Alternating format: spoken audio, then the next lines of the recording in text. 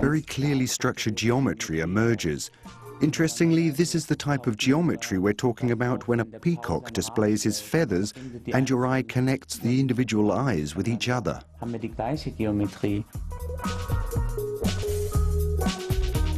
That's why the question remains for me, is it possible that the same phenomena, the same stimuli that create a flower, the forces that ensure that the peacock's feathers conform to this proportional and aesthetic picture, also interact with what creates the crop circles?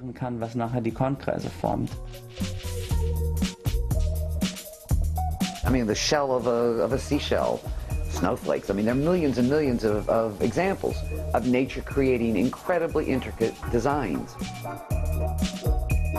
Nature creates designs everywhere, all the time.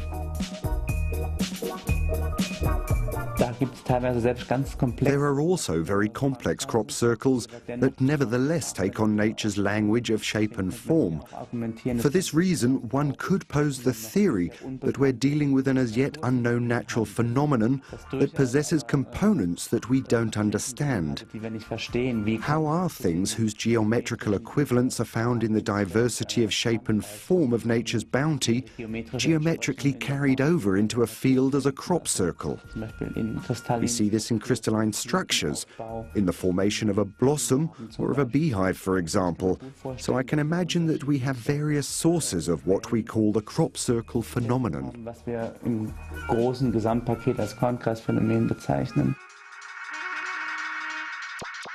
Somehow these shapes go deep inside us, talk to us, and not on a conscious level. It's not that we look at the shapes and think, oh, that's this, that's that, that's that. But on a subconscious level, the big question is, what are they doing there and what are they supposed to do?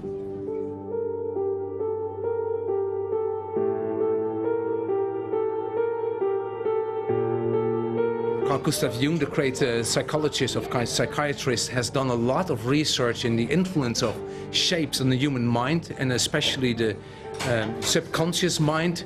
And I see lots of connections between his work and what I see in the crop circles. So I think there's, in the crop circles is something going on like subliminal messages that is used in advertisements in a very bad way to try to maneuver people in buying things that they actually don't want to buy.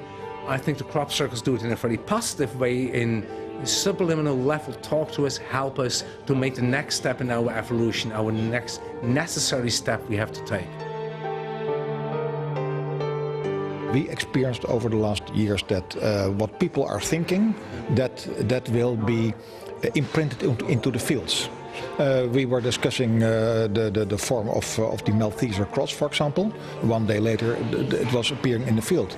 We were discussing whether or not this could have something to do with earth magnetism. And in that very night, just behind our bed and breakfast address, there appeared a huge formation which was showing a magnetic field with two poles, a north and a south pole.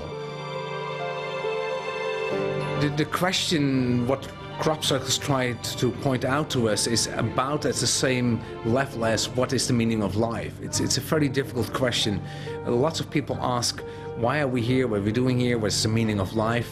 And there will be a true purpose, and somehow, seemingly, in my opinion, we need help to see that. We all want to know that. It's a strange thing that we have all this urge in our inner self to know from what are we doing here? Where are we going? Are we going some way? And I think the crop circles help us to understand that, what our true purpose is, and assist us to actually get to that point. I came to Wiltshire, and this was the very, very first crop circle I saw. The very first one I walked through. Now my background is mathematics. I study mathematics, so when I saw this, I thought, wow, I know this, because this is Pythagoras. The geometry that's behind the crop circles is exactly the geometry that you will use as a human when you would try to reconstruct them. So when you use a compass and a straight edge, but you're not measuring anything, you're just purely constructing, then you will see you can make these crop circles by pure construction techniques. And the interesting thing is that when you do that, you will see that the crop circles have skipped certain steps. So in a way, they follow our mind, the human mind because they use the same way as we would use geometry, but on the other hand, they skip little steps to tell actually if we want it, we don't need this. It's just to show you that we have a connection. There's something going on between you and us. And that's why we skip these steps, but on the other hand, we follow your way of thinking and your way of working. And I find that very intriguing.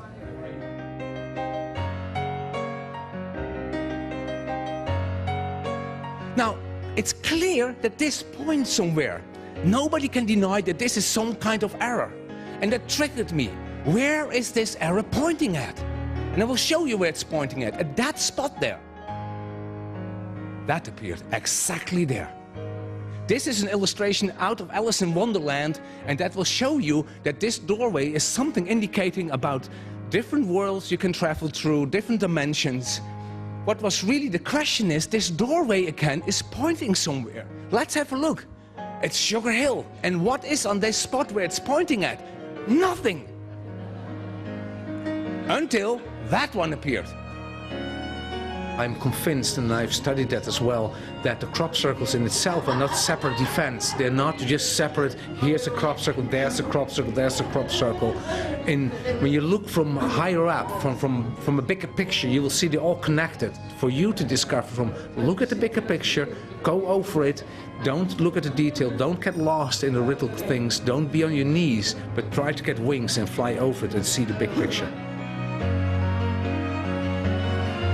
And to make it clear to us, it shows us that it's connected to geometry in the landscape. I think, again, to wake us up from just see the bigger picture. Just don't look at the little details, but see the bigger picture, and then you will see it's actually one. There's only one message there, one signal, one beep.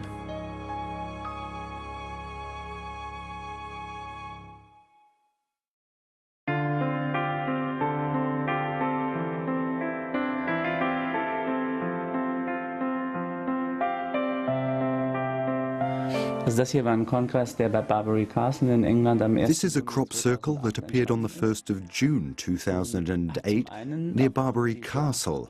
Because of the terraced spiral formation, it has a very clear relation to a crop circle near Barbary Castle in 1990. It really stands out in that it is divided into 10 equal parts. First, we have in the first curve 3 layered segments. Then only one is layered over the others. Then we have 4, 1, 5, 9 segments, 2, 6 segments, 5 and 4. And then we find a number we can read, and that is 3.14192654. Even with the decimal point in the right place. And if you are so inclined to read it this way, there are even 3 circles at the end, which serve to emphasize the infinite nature of this number.